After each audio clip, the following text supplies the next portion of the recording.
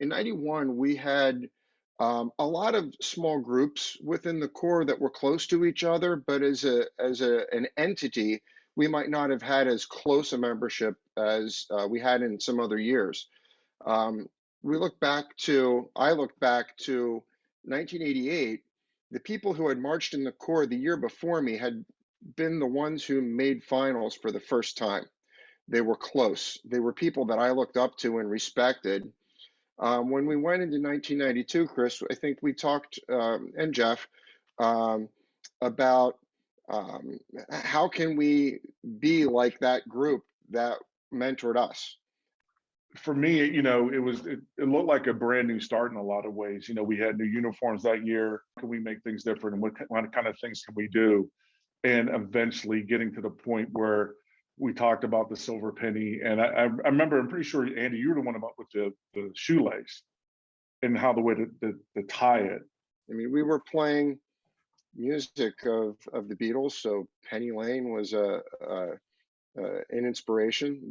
The idea of 91 of a penny actually, I believe, had come up with you, Chris, or with somebody, because it had the year on it, and you could memorialize the year that you marched by the year on the penny.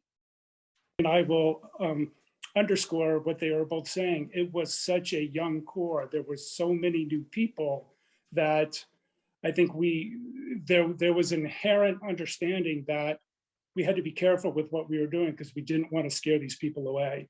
When they came up with that idea, to me, I see it now as twofold. Not only was it a great idea, like they just said, in terms of bringing the family and some of these traditions or creating that tradition in there, but secondarily, it was a way to introduce all these new people into what it was to be a Bluecoat. But this, with the pennies, it felt like something that, like the cogs for the Cavaliers, like it shows how many years you marched, and then you had to earn that. And that was one of the things that we decided to do for rookies is like, look, we just don't want to give you something.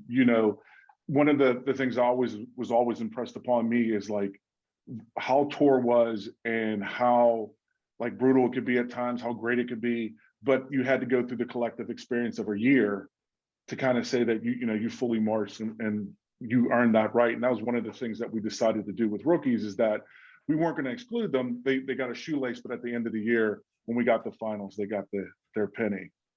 So it was a sense of accomplishment, but also, like Jeff said, planting a seed that more was to come. I think also something that kind of happened during my years was the nickel. And so they started actually giving out nickels at that point because of people that had been around that long. I think it was a surprise to me when the shoelace part of the tradition happened that particular year.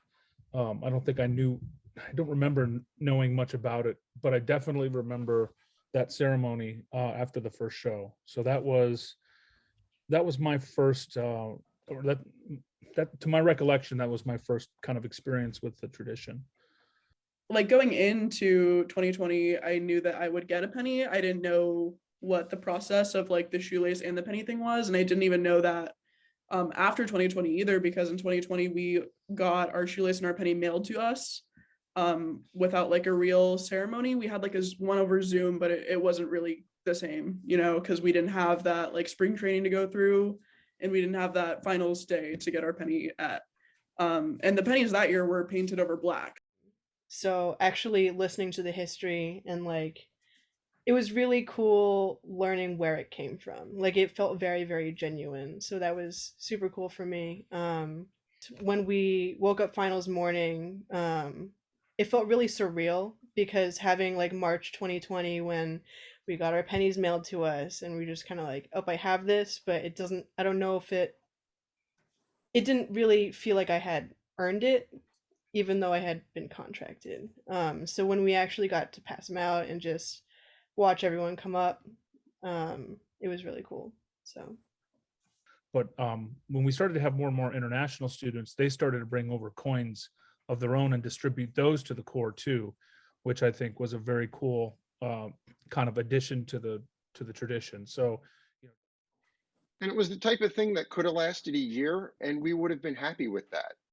Yeah, I'm just really thrilled. Like 92, I can't even imagine back then that this is still a tradition, and it's amazing. And I'm so happy to see that it's taken on different forms, that what it is today. So like if I go to a drum corps show, I don't get to go often, and I see Bluecoats and I see pennies, I'm like, that's awesome. I can't believe they're still being handed out, and they're meaningful and they're important to the corps. So thank you.